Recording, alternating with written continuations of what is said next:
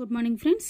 కోడింగ్లో మరొక ప్రాబ్లం చూద్దాము. If E is equal to 5 and read is coded as 7 then D A R is equal to how much? Option 6, 7, 9, 8 ఇచ్చారు. అయితే ఇక్కడ చూడండి, మనకి ఈ వాల్యూ ఎంత అన్నారు? మనకి 5. రీడ్ ఈజ్ కోడెడ్ యాజ్ 7 అన్నారు. READ read is equal to 7 అన్నారు. మరి రీడ్ ఈజ్ ఈక్వల్ టు 7 ఎలా వస్తుందంటే చూడండి, READ అన్నాం కదా.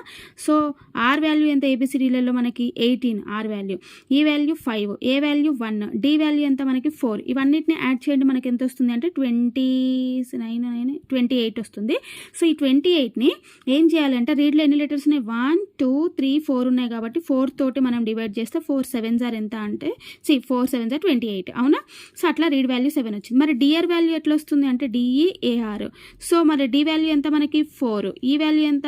5, ఏ వాల్యూ ఎంత? 1, ఆర్ వాల్యూ ఎంత? 18. ఇవే వాల్యూస్ రివర్స్ అయ్యాయి అంతే.